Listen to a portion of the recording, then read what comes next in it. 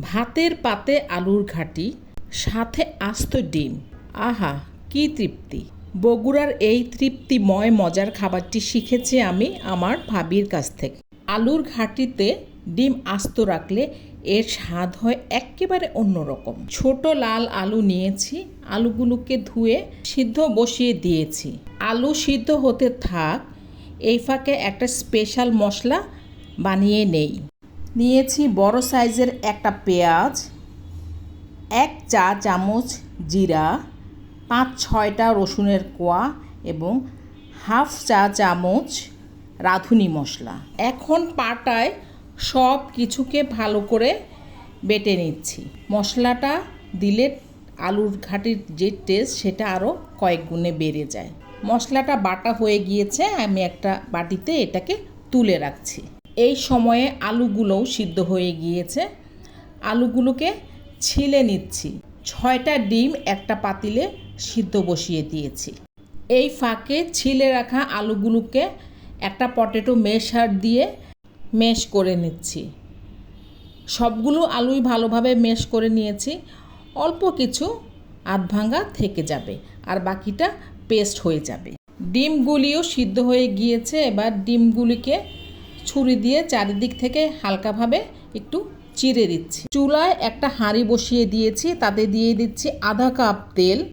তেল গরম হয়ে আসলে সামান্য একটু হলুদ দিয়ে দিচ্ছি।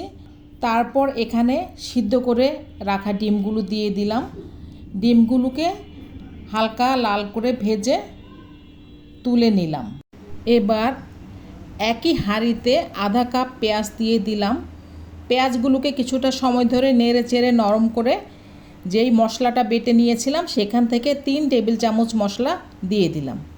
তারপর দিয়ে দিচ্ছে আধা চা চামচের কম আদা বাটা। কিছুটা সময় নেড়ে চেড়ে কষিয়ে নিয়ে দিয়ে দিচ্ছি আধা চা চামচের কম বোম্বাই মরিচ বা নাগা মরিচ বাটা। দিয়ে দিলাম 1 চা চামচ হলুদের গুঁড়া, 1 চা চামচ মরিচের গুঁড়া, 1 চা চামচ ধনিয়ার গুঁড়া এবং হাফ চা চামচ জিরার গুঁড়া। সব কিছুকে নেড়ে চেড়ে কষিয়ে নিচ্ছি। দিয়ে দিচ্ছি সামান্য পরিমাণে পানি, যাতে মশলাগুলো ভালোভাবে কষানো হয়। মশলাগুলো ভালোভাবে কষানো হয়ে গেছে। এবার এখানে 2টো তেজপাতা দিয়ে দিচ্ছি। তারপর ম্যাশ করে রাখা আলুগুলোকেও দিয়ে দিচ্ছি। এবার আলুগুলোকে কিছুটা সময় ধরে এই মশলার সাথে কষিয়ে নিতে হবে। আলুটা কষানো হয়ে গেলে দিয়ে দিচ্ছি স্বাদ মতো লবণ। নেড়ে চেড়ে মিশিয়ে নিয়ে দিয়ে দিচ্ছি 2 কাপ পানি। তারপর আবারও ভালো করে নেড়ে দিচ্ছি। দিয়ে দিচ্ছি 3টে টমেটো কিউব করে কেটে নিয়েছি। নেড়ে চেড়ে ঢাকনা দিয়ে ঢেকে দিচ্ছি। আগুনটাকে রেখেছি মিডিয়াম আঁচেই। মাঝে মাঝে ঢাকনা খুলে নেড়ে দিতে হবে, না হলে তলা দিয়ে ধরে যাবে। 5-6 মিনিট পর ঢাকনা খুলে একটু নেড়ে দিয়েছি। ঝোলটা কিছুটা কমে এসেছে। এবার ভেজে রাখা ডিমগুলো দিয়ে দিচ্ছি। 4টা কাঁচা মরিচ মাঝখান দিয়ে ফালি করে দিয়ে দিলাম। তারপর একটুখানি নেড়ে দিয়ে আবারও ঢাকনা দিয়ে ঢেকে দিলাম। 2 মিনিট পর ঢাকনা খুলে নিয়েছি। তারপর একটুখানি নেড়ে দিয়ে কিছু ধনে পাতার কুচি ছড়িয়ে দিচ্ছি। দিয়ে দিচ্ছি হাফ চা চামচের কম ভাজা জিরের গুঁড়ো এবং হাফ চা চামচের কম গরম মশলার গুঁড়ো। রান্না কমপ্লিট হয়ে গিয়েছে, চুলাটাও বন্ধ করে দিয়েছি।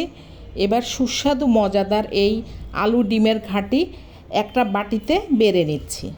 রান্নাটা সাধারণ কিন্তু স্বাদে অসাধারণ। সবার জন্য শুভকামনা। আসসালামু আলাইকুম, আল্লাহ হাফেজ।